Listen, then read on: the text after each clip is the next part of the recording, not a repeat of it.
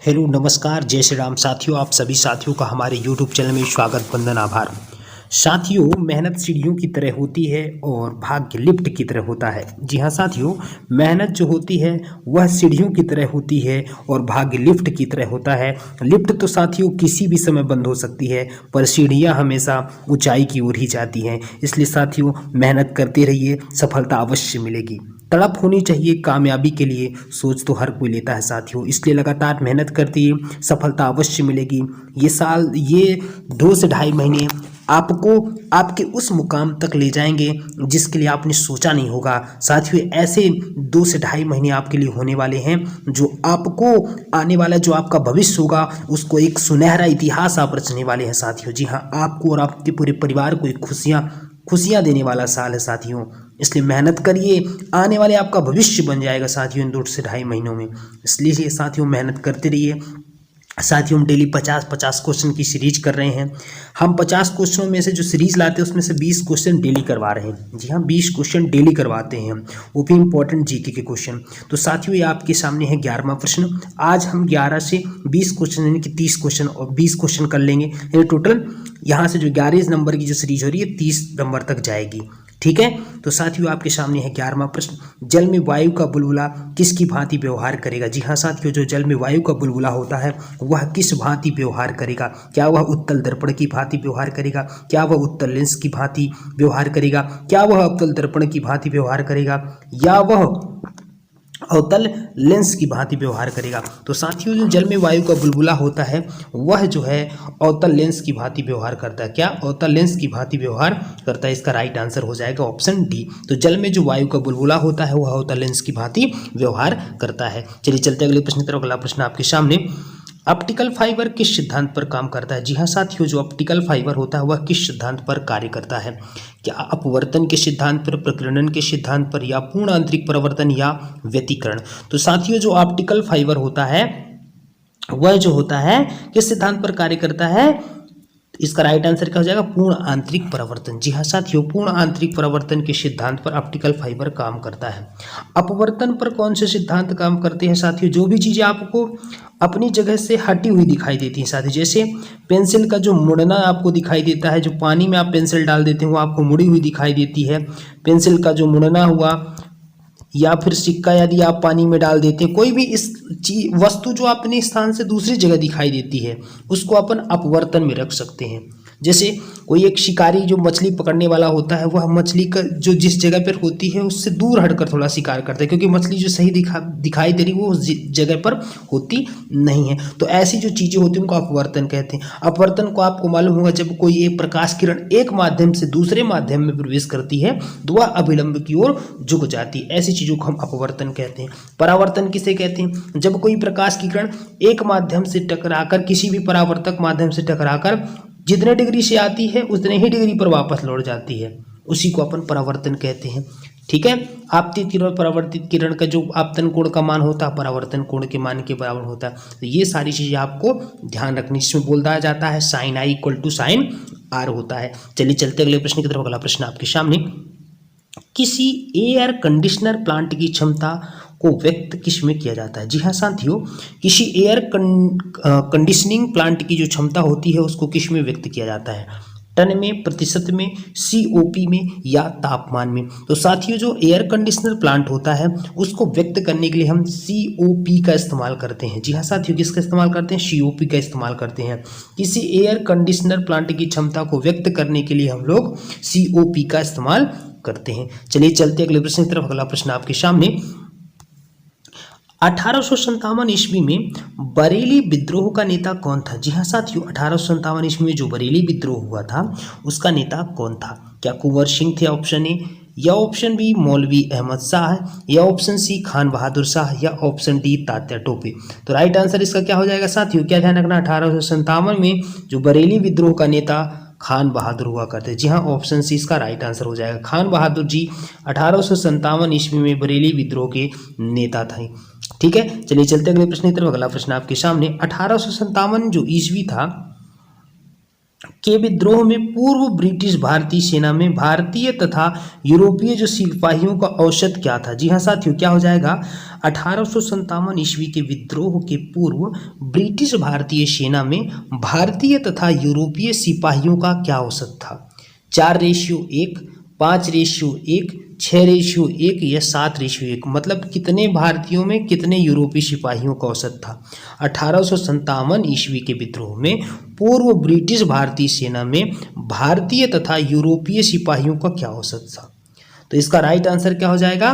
भारतीय और यूरोपीय जो सिपाहियों का औसत क्या था? इसका राइट आंसर हो जाएगा 6:1। ऑप्शन सी इसका राइट आंसर हो जाएगा 6:1। भारतीय सिपाहियों और यूरोपीय सिपाहियों के जो भी बीच औसत का जो रेशियो था, अनुपात था, वह 6:1 था। इस ऑप्शन से इसका राइट आंसर हो जाएगा। अगले प्रश्न की तरफ चलते हैं साथियों। 1857 ईस्वी के विद्रोह में भारत के शिक्षित मध्यम वर्ग के लोगों ने क्या काम किया था? क्रांति का विद्रोह किया था, या क्रांति का समर्थन किया था, या क्रांति में तटस्थ रहे थे, या ऑप्शन डी देशी शासकों के विरुद्ध संघर्ष किया था? तो 1857 ईस्वी के विद्रोह में भारत के शिक्षित मध्यम वर्ग के जो लोग थे, उन्होंने क्रांति में वो लोग क्या थे? तटस्थ थे। क्या थे? क्रांति में तटस्थ रहने का काम किया था। ऑप्शन सी इसका राइट आंसर हो जाएगा। अगले प्रश्न की तरफ चलते हैं। देव समाज के संस्थापक कौन थे? जी हाँ साथियों, देव समाज के संस्थापक कौन थे? राजाराम मोहन राय, स्वामी दयानंद सरस्वती, या शिव नारायण अग्निहोत्री, या देवेंद्र नाथ टैगोर? तो इसका राइट आंसर क्या हो जाएगा? शिव नारायण जो अग्निहोत्री थे वह देव समाज के संस्थापक थे। जी हाँ साथियों, क्या ध्यान रखना है? देव समाज के संस्थापक शिव नारायण अग्निहोत्री थे। अगले प्रश्न की तरफ चलते हैं। अगला प्रश्न आपके सामने। 1839 ईस्वी में देवेंद्र नाथ टैगोर ने तत्वबोधिनी सभा की स्थापना भी की थी, ये भी आपको ध्यान रखना है। 1839 ईस्वी में देवेंद्र नाथ टैगोर ने तत्वबोधिनी सभा की स्थापना की थी, ये भी आपको ध्यान देना है। चलिए चलते अगले प्रश्न की तरफ। आर्य समाज किसके विरुद्ध है? जी हाँ साथियों, आर्य जो समाज है वह किसके विरुद्ध है? ईश्वर के अस्तित्व के प्रति, या हिंदुत्व के प्रति, या धार्मिक अनुष्ठान व मूर्ति पूजा के प्रति, या इस्लाम के प्रति? तो साथियों इसका राइट आंसर क्या हो जाएगा? जो आर्य समाज है वो जो किसके विरुद्ध था? धार्मिक अनुष्ठानों की में जो मूर्ति पूजा होती है उसके विरुद्ध था। जो आर्य समाज था वह धार्मिक अनुष्ठानों में जो मूर्ति पूजा होती थी उसके विरुद्ध था।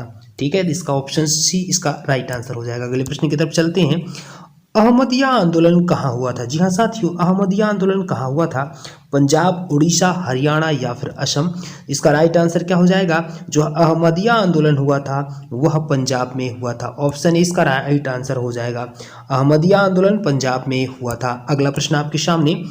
प्रत्यावर्ती धारा को दिष्ट धारा में किसके द्वारा बदला जाता है? जी हाँ साथियों, प्रत्यावर्ती धारा को दिष्ट धारा में बदलने के लिए कौन सा उपकरण का इस्तेमाल किया जाता है? ट्रांसफार्मर, मोटर, इंटर, या रेक्टिफायर? तो रेक्टिफायर इसका राइट आंसर हो जाएगा। जी हाँ साथियों, प्रत्यावर्ती धारा को दिष्ट धारा में बदलने के लिए रेक्टिफायर का यूज किया जाता है। अगला प्रश्न आपके सामने। यदि विद्युत प्रवाह हुआ वोल्टेज 90 डिग्री से फेज के बाहर है तो पावर क्या होगी? जी हाँ, यदि विद्युत प्रवाह वह वोल्टेज 90 डिग्री से फेज के बाहर हो तो पावर क्या होगी? 1.1 वोल्ट, अधिकतम, न्यूनतम, या शून्य? तो यदि विद्युत प्रवाह वह वोल्टेज 90 डिग्री से फेज के बाहर होता है तो जो पावर होती है वह शून्य होती है। ऑप्शन डी इसका राइट आंसर हो जाएगा। पावर कैसी होती है? 90 डिग्री पर शून्य होती है। ऑप्शन डी इसका राइट आंसर हो जाएगा। अगले प्रश्न की तरफ चलते हैं। आदर्श वोल्ट मीटर की प्रतिरोधकता कितनी होती है? जी हाँ, आदर्श वोल्ट मीटर की जो प्रतिरोधकता कितनी होती है? शून्य, निम्न, या सीमित, या उच्च? तो आदर्श जो वोल्ट मीटर होता है उसकी प्रतिरोधिता जो कितनी होती है? आदर्श वोल्ट मीटर की जो प्रतिरोधिता होती है, आदर्श वोल्ट मीटर की प्रतिरोधिता असीमित होती है। क्या ध्यान रखना है? असीमित होती है। आदर्श वोल्ट मीटर की जो प्रतिरोधकता होती है वह असीमित होती है। महाराष्ट्र का सुकरात किसे कहते हैं? जी हाँ साथियों, महाराष्ट्र का जो सुकरात है उसे किसे कहा जाता है? Option A Bal Gangadhar Tilak, option B Bipin Chandra Pal, option C Firoz Shah Mehta, option D Mahadev Govind Ranade. तो महाराष्ट्र का जो सुकरात है वो हम महादेव गोविंद रानडे को कहते हैं। जी हाँ, क्या ध्यान रखना है? प्रश्न क्या था? महाराष्ट्र का सुकरात किसे कहा जाता है? जी हाँ साथियों, क्या ध्यान रखना है? महाराष्ट्र का सुकरात किसे कहते हैं? महादेव गोविंद रानडे को महाराष्ट्र का सुकरात कहा जाता है। जी हाँ, क्या ध्यान रखना है? महाराष्ट्र का सुकरात महादेव गोविंद रानडे को कहते हैं। अगला प्रश्न आपके सामने, 1815 ईस्वी में किसने कोलकाता में आत्मीय सभा की स्थापना की थी? जी हाँ, 1815 में किसने कोलकाता में आत्मीय सभा की स्थापना की थी? राधाकांत देव ने, राजा राम मोहन राय ने, ईश्वर चंद्र विद्यासागर ने या देवेंद्र नाथ टैगोर ने? तो 1815 में कोलकाता में आत्मीय सभा की जो स्थापना थी वह राजा राम मोहन राय द्वारा की गई थी। यह ध्यान रखना है, ठीक है, क्या ध्यान रखना है? आत्मीय सभा की स्थापना करने वाले कौन थे? राजा राम मोहन राय ने 1815 में की थी। अगले प्रश्न की तरफ चलते हैं। अगला प्रश्न आपके सामने, सामान्य न्याय और निःशुल्क विधिक सहायता का प्रावधान संविधान के किस अनुच्छेद में है? जी हाँ, सामान्य जो न्याय है और निःशुल्क विधि सहायता का जो प्रावधान है वह संविधान के किस अनुच्छेद में है?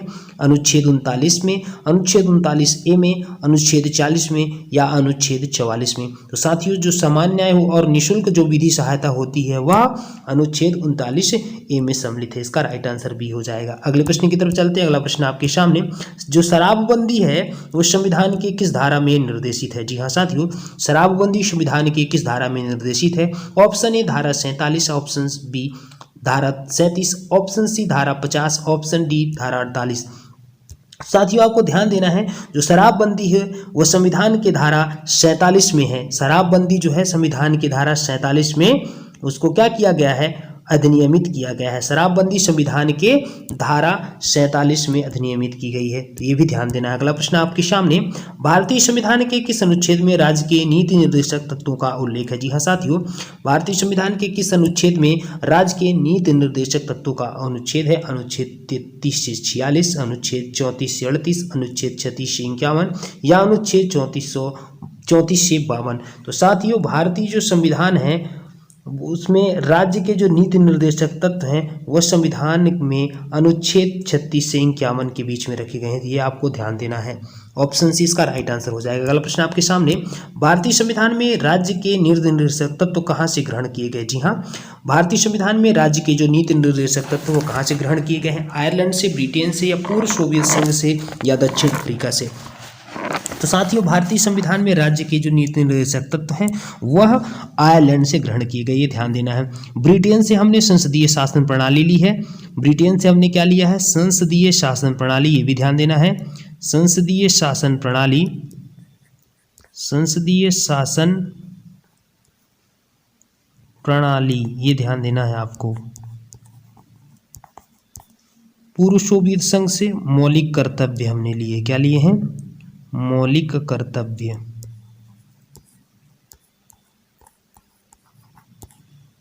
जी, 42वें संविधान संशोधन जो हुआ था 1976 उसके द्वारा, 1976, ठीक है। दक्षिण अफ्रीका से हमने क्या लिखा है? संविधान में संशोधन। जो संविधान में हम संशोधन करते हैं जिसमें आर्टिकल 368 368 के अंतर्गत आता है संविधान में संशोधन जो होगा वह हम कहाँ से लिए हैं?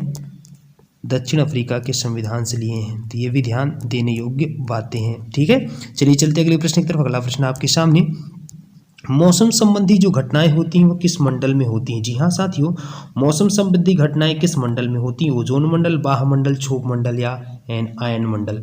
तो इसका राइट आंसर क्या हो जाएगा? जो मौसम संबंधी घटनाएं होती हैं वह जो होती हैं क्षोभ मंडल में होती हैं। कहाँ होती है मौसम संबंधी घटनाएं? क्षोभ मंडल में होती है। अगला प्रश्न आपके सामने, खाद्य पदार्थों के निर्माण में बेकिंग सोडा का प्रयोग क्यों किया जाता है? जी हाँ साथियों, जो खाद्य पदार्थ होते हैं उसमें बेकिंग सोडा का प्रयोग क्यों किया जाता है? क्योंकि आर्द्रता निर्माण के लिए, अच्छा सुगंध के लिए, इसमें रंग के लिए या उसमें कार्बन डाइऑक्साइड के निर्माण के लिए। तो साथियों, खाद्य पदार्थ के निर्माण में जो बेकिंग सोडा का प्रयोग होता है वह कार्बन डाइऑक्साइड के निर्माण के लिए होता है। ये जो भी ध्यान देना है। साथियों, ये थे हमारे 20 प्रश्न आज के। यदि आपको वीडियो अच्छी लगे तो हमारे चैनल को लाइक, सब्सक्राइब और शेयर जरूर करिएगा। Thanks for watching this video. जय जय श्री राम।